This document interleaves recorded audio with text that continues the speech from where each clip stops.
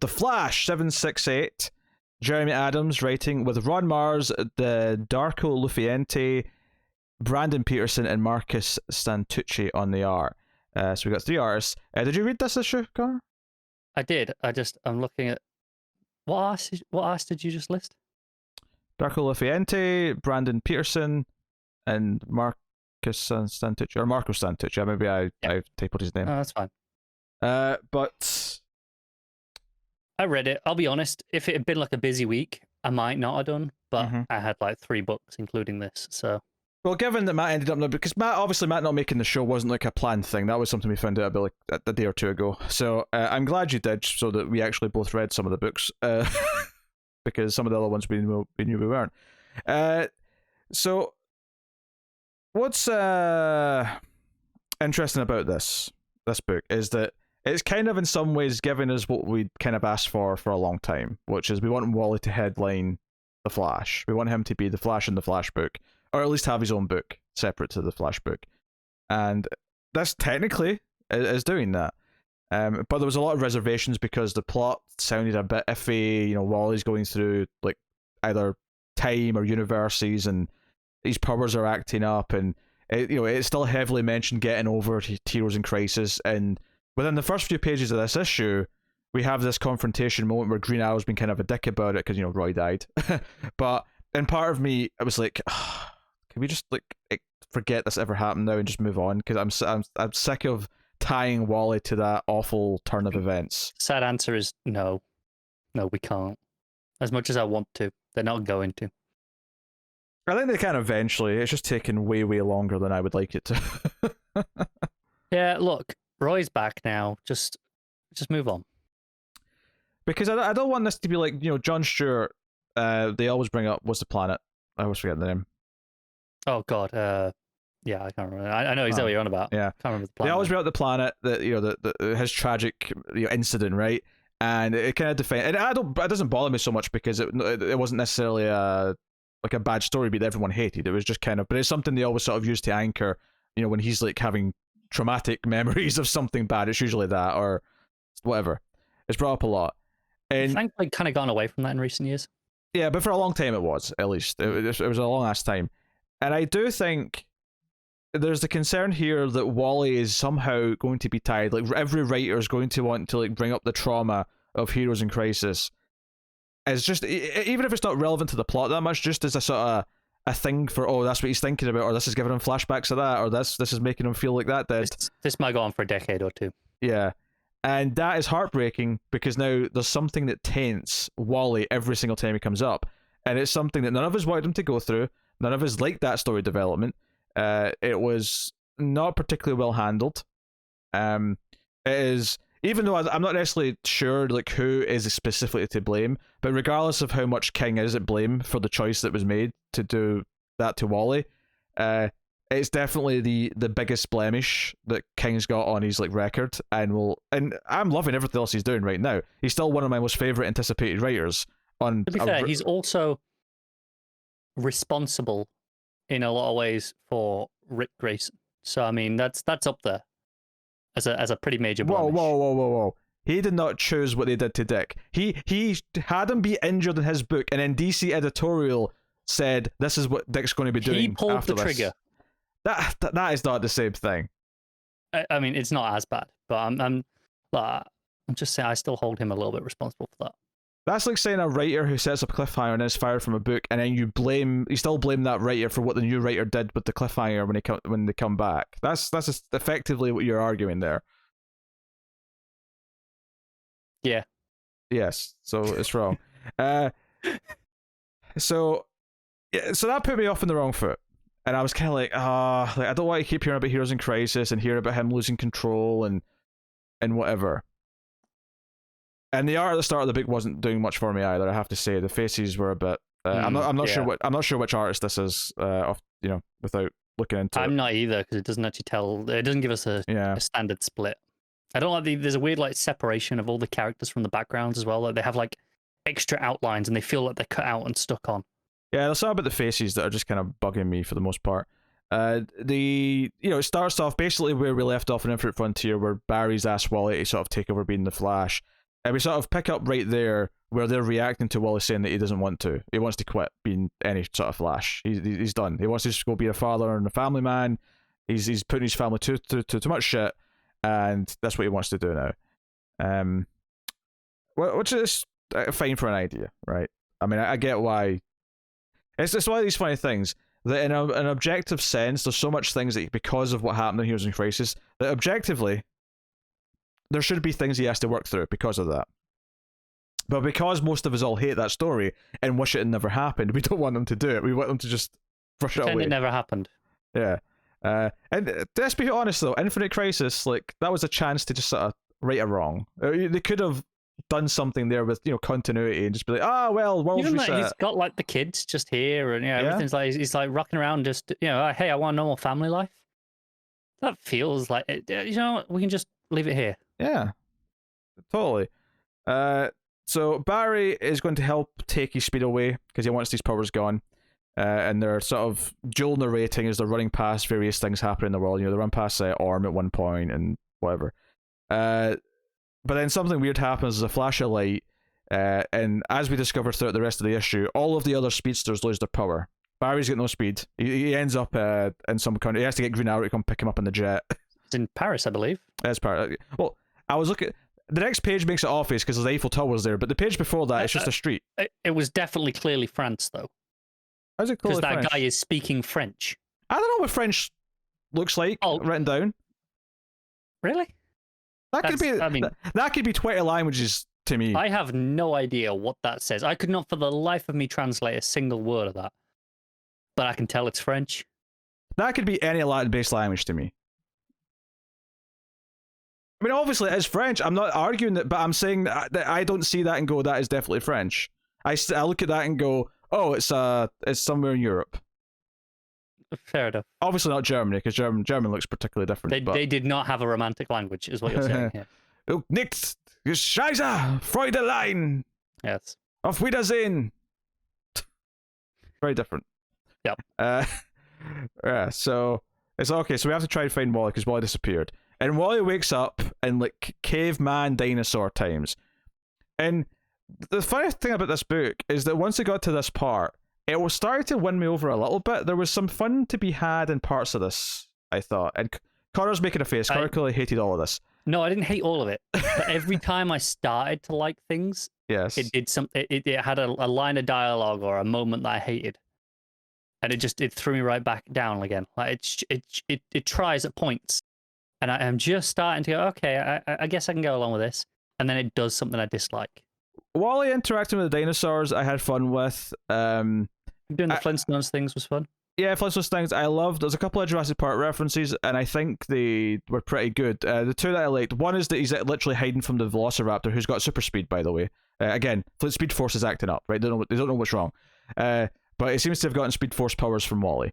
But he's hiding in the bushes at one point, and it kind of pops out the side, and it's just like the clever girl moment from the movie. My favorite Jurassic Park reference, bizarrely though, is because they find a way to communicate with Wally through time, and he's like, "Where are you?" And he says, "I'm in Jurassic Park time." And I don't know who, maybe it's Oliver who says, "What, the 90s?" I actually thought that was a really funny response. Yeah. I thought that was genuinely quite funny. He's like, no, actual dinosaurs, like actual, prehistoric. Yeah. But yeah, so yeah. I'm not sure how I feel about the fact that Wally's body isn't really here. He's quantum leaping around, essentially. Yeah, well, when he looks in the reflection, he's seeing who he really is, which right now is just some sort of caveman. I actually have a question on that page. What the hell happened? There was page? A bit in the art that confused me. The page before he looks at his reflection. It's he goes, I could use a drink, and then he goes, and there's a panel, and he goes, yow, and I'm like, I don't know what's happening. It looks like half his hand's melting off into the water, but then I'm assuming it's just the shock of the reflection. But like, I don't understand. Like, it really confused me. I was staring at that for minutes, and maybe it's just a coloring error. I think it's a color. I think it's just meant to be like waters, because on the other hand, you see some water splashing down from it. I think it's just a coloring error. So they've made it skin colored rather than the watercolor. It confused me. I was there staring. I was like, because I hadn't turned the page yet. I was trying to figure out what was going on. I was like, did his hand just start melting? I was like, what's happening? And then I turned the page, and it's like, no, he's not reacting to it. Nothing wrong. And then it was, so I was going back and forth quite a bit here because that coloring error. I never noticed that. It was I got from the action that it was whatever he was seeing in the water. So I was just I was expecting the page turn reveal. So I never questioned it. I get that, and it was just it looked like his hand was melting, or he had a weird extra finger or something. That I was just like, what's going on? Yeah. So we have all the dinosaur stuff. Velociraptor comes out with super speed. He's fighting his way from the dinosaurs. He's trying to talk to Barry and Oliver, and Mr. Terrific's been roped in as well to try and figure out the science of all this shit.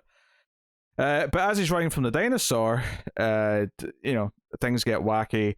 The Velociraptor essentially does what Wally did before, which is the Speed Force kind of like flashes around him, and it's a really cool full page spread of what looks like a huge Speed Force explosion on Earth. It's a really pretty page. Are they telling us that he was the meteor that took out the dinosaurs? I don't think they're telling us that. It kind of looks like that. I mean, maybe, but that's a bold move. I would be more inclined to say that it's just a big explosion that doesn't have that much impact in the grand scheme of things. It just looks really cool at the time, and no one's around to witness it or care. So, I mean, I can't really argue with that. It just looks suspiciously like they're telling me he's the asteroid that wiped out the dinosaurs. I mean, if it is that, I'm not that mad at it. But anyway, so they're talking to Wally still. And obviously this was going to be a fun reveal, whatever it was. Or, at least it was intended to be, because we hear him talking over the comms, but he's not said where he is yet. So I was like, sort of suspecting, okay, we're going to see where he is. And it's going to be funny or cool or whatever.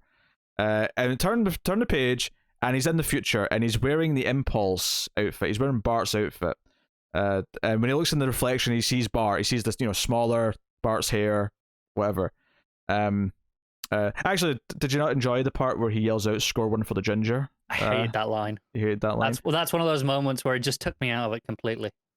Where I'm like, just not the voice down for Wally for me. I think what you're actually trying to say is that he sounds far too positive to be a ginger. And you would know because you are in fact a ginger, and you felt this was a misrepresentation of your cynicism and jaded attitude. That might be partially true. I think that's what it is. So and the ending's like there's a Dominator, cliffhanger, and I don't know off the top of my head who this character is. That shit yelling Impulse Run. It tells you at the bottom. Oh, does it? Oh, Gold Beetle. Oh, no, fair enough. Fair enough. I would never have recognized that in a million years. So thank you, DC. So I do kind of like the ending, and I like the dinosaur stuff. I think the second half of the book, because it goes away from being heroes in crisis misery and becomes fun adventure with some good jokes. Maybe they don't all work for you. I mean, it's very subjective, obviously. I thought the Jurassic Park and the Flintstone jokes were actually pretty decent and give me a little chuckle. Him being as Bart in the future is kind of interesting. And it makes me wonder if the caveman that he went into in the first place was also a speedster. And it's just not one we know because he's a caveman from... if after Bart he jumps into another known speedster, it'll be like, oh, wait a minute. Like, he's jumping from speedster to speedster. He's not jumping from just random people. And if they're all connected to the Speed Force, it makes it a little less random in the sense that, okay, they're all part of it. I mean, how optimistic am I for this book? Like, I'm in a weird middle ground where I want to be optimistic, and there's enough in this issue to make me go, yeah, I'll read another one. Like, I'm down to read some more and see how it goes. But I'm also at the same time, I'm very cautious the whole way. I'm kind of waiting for it to upset me. I don't think it has yet. It's just... That's fair.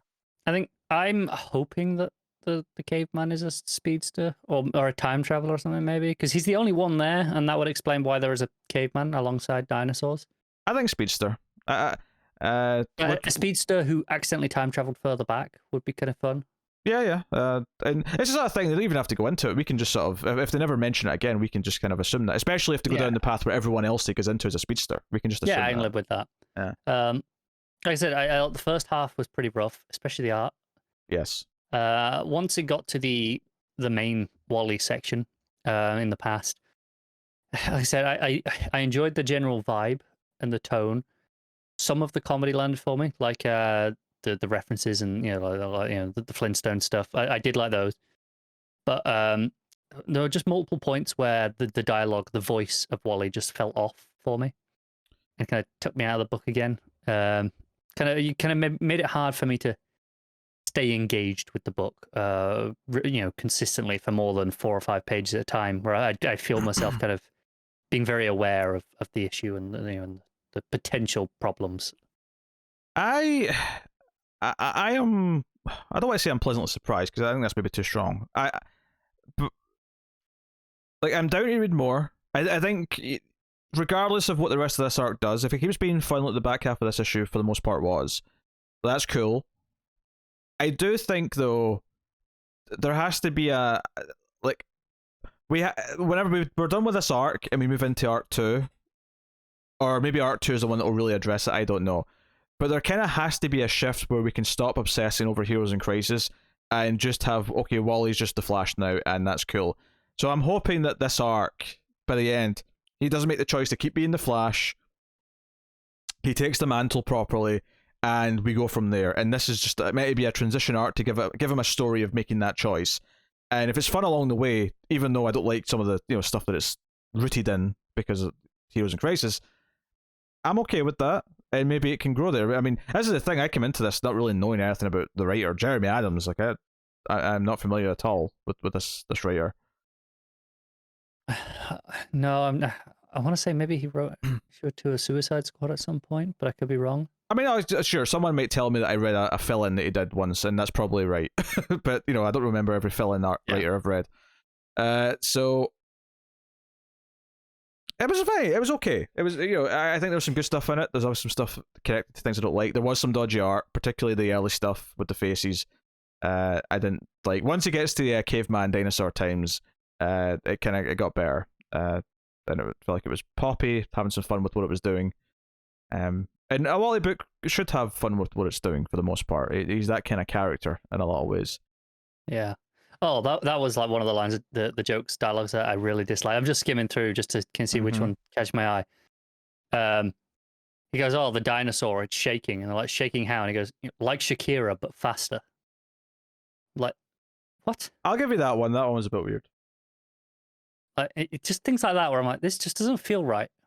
And they're kind of like, there's not like tons of them. There's like 3 or 4, but they're spaced out. So every time I think, okay, it's just a one-off, it's over now, something else pops up, and it's frustrating because I do like the general tone and the vibe of him, running through the dinosaur, Speed Raptor. It's like, that's kind of fun. I like the Jurassic Park references. I thought the Flintstones one was fine. Yeah.